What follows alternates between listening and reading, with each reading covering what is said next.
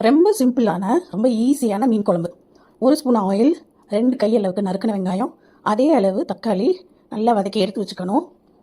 ஒரு வடைச்சட்டியில் எண்ணெய் ஊற்றி வெந்தயம் கொஞ்சமாக ஒரு 1/2 ஸ்பூன் போட்டு பொரிய விடுங்க. வெந்தயம் நல்லா பொரிஞ்சதுக்கப்புறம் ஒரு கை அளவுக்கு நறுக்கின வெங்காயத்தை அதில் போட்டு நல்லா வதக்கணும். கூடவே கருவேப்பிலையும் போட்டு நல்ல மணம் வர மாதிரி ப்ரௌன் கலரில் வர மாதிரி வதக்கி வச்ச வெங்காயம் தக்காளியை அரைச்சி பேஸ்ட் ஆக்கி இதில் ஊற்றிடணும்.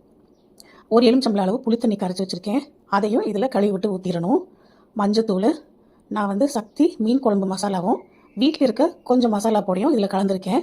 எலுமிச்சம்பழம் அளவு புளியையும் கரைச்சி இதில் ஊற்றியாச்சு. உப்பு போட்டாச்சு. நல்லா மூடியை போட்டு கொதிக்க விடுங்க. இது கொதிக்கும் போதே பயங்கர வாசனையாக இருக்குது, வீடு பூரா மணக்குது மீன் குழம்பு வாசனை. அப்புறம் பாறை மீன் ஒரு 2 கிலோ இருந்தது, அதை கட் பண்ணி க்ளீன் பண்ணி கொண்டு வந்து கொடுத்துட்டு போயிட்டாங்க. அதில் தலை வால் கொஞ்சம் உடம்பு பீஸ் எடுத்து போட்டு இதில் போட்டாச்சு. மீதியெல்லாம் நான் ஃப்ரை பண்ணுறதுக்காக மசாலா தடவி வச்சுட்டேன். இது போட்டுட்டு அப்படியே ஒரு மூடியை போட்டு மூடி வச்சுருங்க.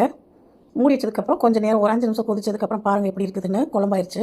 பிள்ளைங்க வெங்காய தக்காளியெல்லாம் எடுத்து வச்சிடுறாங்க. ஒரு சில முள்ளெல்லாம் இதில் விழுந்துட்டா கூட அதை சாப்பிட முடியாது, வேஸ்ட் ஆயிரும். அதுக்காக தான் நான் வெங்காயம் தக்காளி வதக்கி இதில் அரைச்சி மிக்ஸ் பண்ணிட்டேன். இப்போது இதில் எதுவுமே வேஸ்ட் ஆகாது. குழம்பும் ரெடி ஆயிடுச்சு.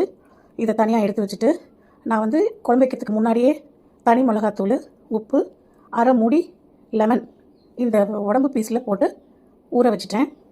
அது ஒரு 10 நிமிஷம் 15 நிமிஷத்துக்கு மேலே ஊறிட்டு தான் இருக்குது. குழம்பு தனியாக எடுத்து வச்சுட்டு இதையும் எடுத்து இப்போது ஒரு வடைச்சட்டியில் போட்டு வறுக்க வேண்டியது தான். பாருங்கள், நல்ல திக்கான பீஸாக இருக்குது, ஃப்ரெஷ்ஷாக இருந்தது மீன். குழம்பு ரெடி. குழம்பு தனியாக எடுத்து வச்சிடலாம். பாருங்கள் எவ்வளோ அழகாக இருக்குதுன்னு. அப்புறம் ஊறின பீஸ் எடுத்து தோசைக்கல்லில் போட்டு நல்லா வறுத்து எடுத்துடணும். வறுத்து எடுத்துட்டா இந்த குழம்பையும் சாதத்தில் போட்டு சுட சுட சாதம் போட்டு குழம்பை ஊற்றி வறுத்த மீனையும் வச்சு பிசைஞ்சு சாப்பிட வேண்டியது தான். ரொம்பவே நல்லாயிருக்கும். இந்த மாதிரி குழம்பு வச்சு பாருங்கள். ரொம்ப ஈஸி குழம்பு தான், எதுவும் வேஸ்ட் ஆகக்கூடாது, பிள்ளைங்க ஃப்ரீயாக சாப்பிடணுங்கிறதுக்காக தான் நான் இப்படி பண்ணியிருக்கேன்.